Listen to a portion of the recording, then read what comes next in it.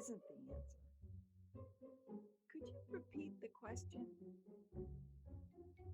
Hello, I'm Pat Coakley, and welcome to PodSnacks Art of the Diet, the weekly podcast that each week tries to ask the right question about how to maintain a significant weight loss. You can access all the episodes on www.artofthediet.com. Hey, this is Pat Coakley and episode 141 of PodSnacks Art of the Diet. And today I'm calling this Housekeeping 101 because there's some behind the scenes housekeeping I have to take care of, and there are some public things I have to take care of. So let me just address the backroom stuff. First off, as many of you know, I've had multiple technical difficulties with this website, this podcast, as well as my shop podcast, thephotogardener.com. It's not a podcast, it's a website where you can buy stuff, as well as patcoakley.com, which is sort of the hub of the wheel. It's been a nightmare going on, well, almost 2 months. Now, I think it's behind me, but in the wake of this, I've had some longtime listeners say that their Apple Podcast app wasn't refreshing with new episodes. And she experimented with unsubscribing from my podcast and then going to iTunes to see how many episodes were available. And she saw all the episodes there, but they just hadn't updated with her subscription. So she's downloaded them individually, but I think if you resubscribed, if you stopped your subscription and then resubscribed, if things may get back on track. And I'd appreciate it if you'd email me if you've had any difficulty with these updates, because as is always the problem with tech, somebody's computer is just working great, but somebody else's is not. And I'm like, what? Because ever since I did some changes, my podcast app, which is called Overcast, I don't use the Apple podcast one any longer, and it's called Overcast, and it started working great. It was updating the podcasts like much faster than the Apple podcast app, and hey, I was good to go.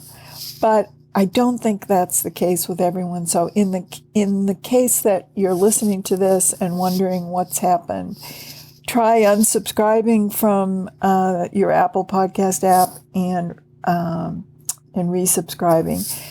And if worse comes to worse and you really can't make it work, just let me know. And the email is artofthediet@gmail.com. Okay, so that's the back end. The front end is that I got word this week that my application to trademark the name Art of the Diet for a variety of purposes, one of which I'll talk about in a minute, is completed, and the certificate is on its way. So what does that mean to this podcast? Nothing. Because what I'm able to do now, like, let's say I made a series of small books from the 141 podcasts. God knows I can't make a book, 141 of them, or else my head would explode. But let's say I made a book of the first year of podcasts of Art of the Diet. I could go on to Amazon as a trademarked brand and sell my book and shield to some degree some of the chicanery that goes on with Amazon stores that aren't trademarked. And I don't have to go into it, but any of you out there who have Amazon stores, you know that getting brand registry in Amazon, if you're going to be an individual seller, is helpful. Now, as an author, I'm not sure some of the knockoffs and whatnot can be as aggressive with a book, but I wasn't taking any chances. And also, I had thought that some of the photography that I've done in the course of losing weight and maintaining weight and focusing on fruits and vegetables and the garden, I might sell. So, woo-woo, I'll be able to write Art of the Diet with the little R symbol starting today. So hopefully I'm going to change it on the website. And also, anything I refer to this week will be on the show notes page at www.artofthediet.com/141, the number 141. Okay, so I did back end and then I did front end. So now let me just talk about what I thought was helpful to me this week. And that was a TED Talk that was rebroadcast from 2015 about the meaning of work. And I will leave that link on the show notes page, www.artofthediet.com/141. And there was a series of speakers talking about the meaning of work. And there was one woman from England who talked about the different stages in her company and the feedback that she got at each stage, which was basically dismissive on every stage except the final one. And all the initial stages were, oh, you're never going to make it. This isn't going to work. Oh, you know what? It's an idea, but it's not a good idea. So all along, she got this response. And by the way, her company was all female employees. And all female employees doing work that was traditionally male work, like coding, okay? So you can imagine back in, and this was, over 20 years ago. So you can imagine the response. And I think it's actually over 30 years ago. So anyway, she is now a $1 billion company. And her name was Stephanie. And when she started out in business, she went by Steve, because by signing that on a letter, she could get in the door to, venture capitalists or people who might be able to give her money. So her response finally to having this $1 billion company go from people not even thinking she had a shot at making a living, never mind $1 billion living, and millionaires for many in her company. She says she has a bald spot, as all women do, on the top of her head from being patted on the head and saying, there, very good effort. And I laughed out loud because it is true. It is sort of a universal experience of being patronized and being dismissed it's sort of, not a gunshot wound to the head, but just being patted on the head and being dismissed and minimalized. And so I love that idea. And I thought, there is a correlation to me to weight management with this taking a look at where you're at when you've got a lot of weight to lose and what society tells you about how difficult it is and how you probably won't keep it off and all of these things that are in your head as you begin. And you simply have to have a compass point that you keep your eyes on while all the world is chattering and patting you on the head and dismissing you and all the things that they do, and keeping it as a target. So I loved her story. Then there was this other scientist who's from Duke, and I've heard his TED Talks before, but this particular one I found fascinating because I think his name is Dan Ariely, and he's from Duke, and he was talking about, let's take mountaineering as a sport. He said, if you looked at the happiness factor vis-a-vis mountaineering, the frostbite, the stories of difficulties, walking, breathing, death, the misery of scaling a mountain, one would think that you'd get to the top and say, I am never doing this again, period. And you'd go down that mountain and that would be it. You'd take up, hot yoga or something. But he said, as we all know, they go back down the mountain, they recover physically, and they want to go back up. And so it's not the happiness factor that is the goal. What we learned from the mountaineer is that the struggle is part of the payoff. The overcoming obstacles is part of the payoff. And that there's a larger meaning to the suffering. And here again, I thought, wow, that applies to anyone who is struggling with a weight problem and to maintain a significant weight loss. There just simply are struggles all the time. And if you focus in on just what the scale says, or just focus in on the top of the mountain,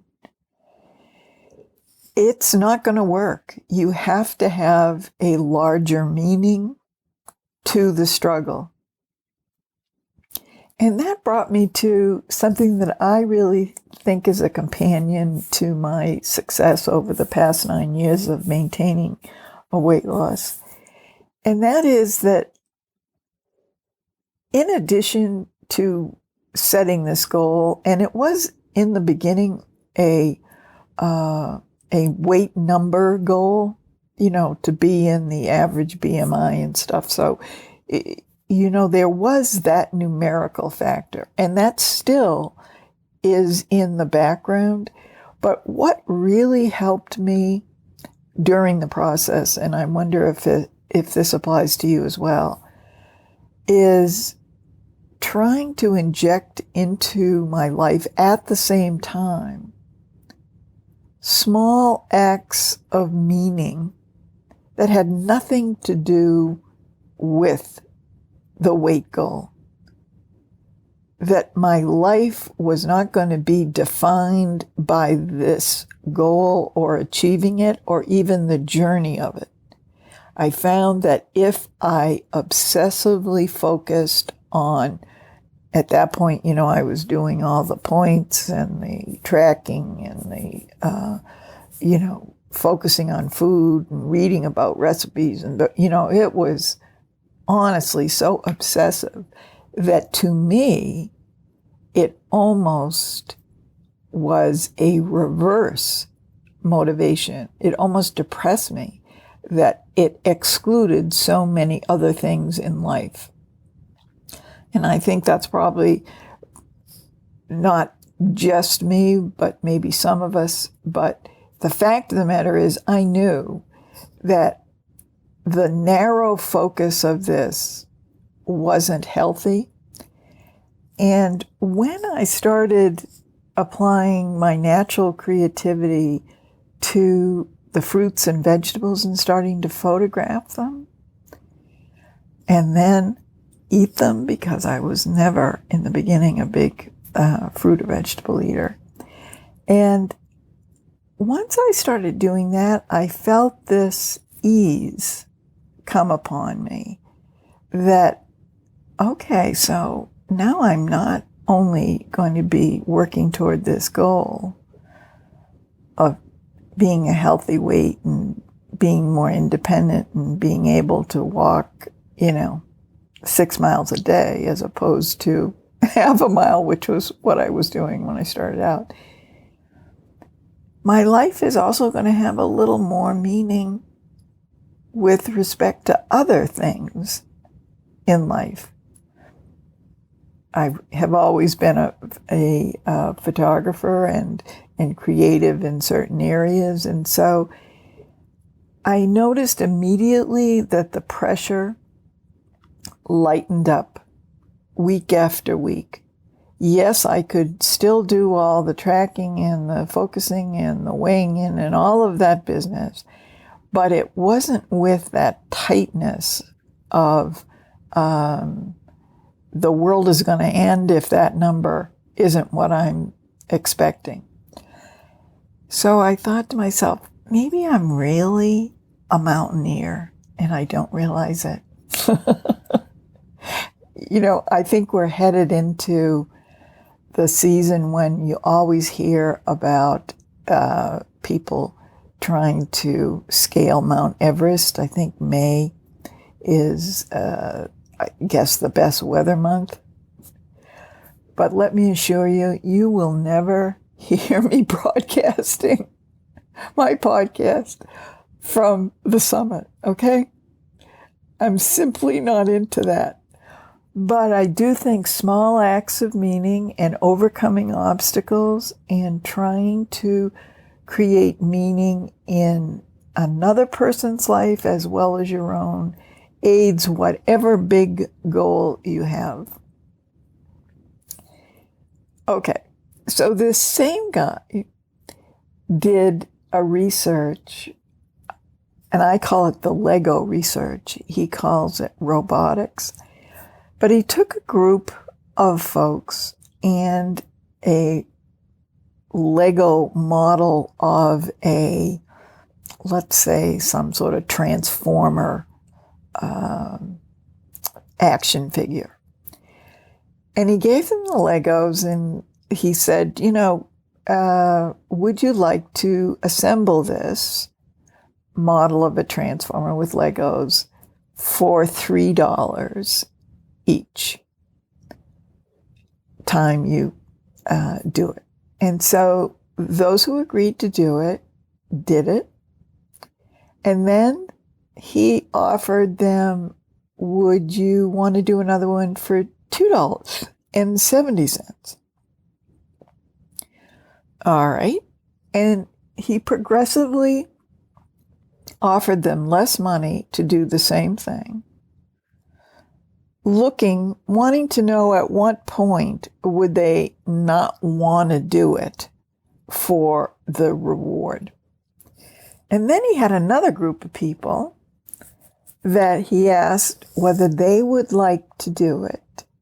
Same thing, same amount of money, de-escalating money. But with each model that they made, the model was disassembled in front of them, piece by piece. And then they were asked if they wanted to assemble another one for less money. And the interesting results were that those in the first group produced 50% more than the second group. The second group got their motivation to stick to this was clearly depressed by their work being disassembled in front of them.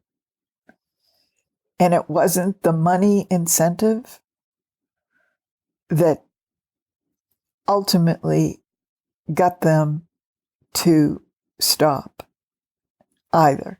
So I thought, now that's another fascinating thing, because we all know the statistics of those of us who are maintaining a weight loss for year after year after year. We are really in a small percentage of folks.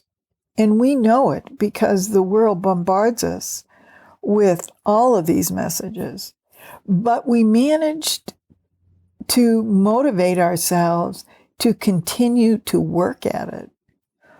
So, I've thought this before, and I'll say it again. I think scientists and people who are studying weight loss and the difficulties of it miss a huge boatload of statistics by not really accessing those of us who have been able to do it. And that includes many of my listeners. So I'm saying to you that you, despite the struggles, despite the ups and downs, despite everything, you do it. And scientists don't understand truly why 10% of us can do it and the other 90 do not. And there's no focus on those folks. And unfortunately, national weight loss companies, they make their money from people who regain weight. So their incentive to really devote a lot of attention to those who maintain weight is simply not there. They haven't figured out a way to monetize it. But I would think scientists who have that academic freedom, not a necessarily a corporate spreadsheet to contend with, would be invested in it. But anyway, that really is above my pay grade. But I'm just telling you, obesity scientists out there, you are missing the boat. We are here. We maybe have as many different stories as we are people, but somehow or other, we managed to do something that's very difficult for 90% of everyone else. Why is it that we're able to do it? Scientists, you should study this. I'm telling you. Okay. Now, I'm just going to end with a little bit about Facebook because, I had started a Facebook group on my Art of the Diet Facebook page, facebook.com/ArtoftheDiet.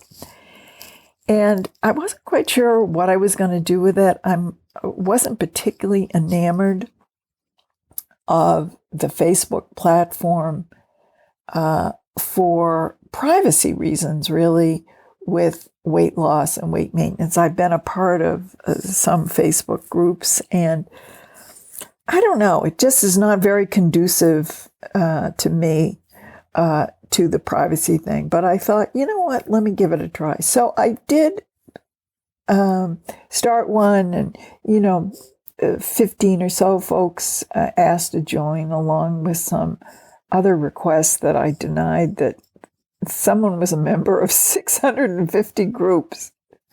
I said, you know what? That's got to be a spammer or somebody. But then all this Facebook stuff hits the news, and I'm like, wow. So I really must say I'm looking around for non-Facebook ways of creating a bit more of a community, and a community that has more privacy that they can count on, and they won't necessarily be a pixel somewhere out in the world. And I may be making a mistake with this, but that's my feeling right now. And if you have any ideas about it, ArtoftheDiet@gmail.com. All right.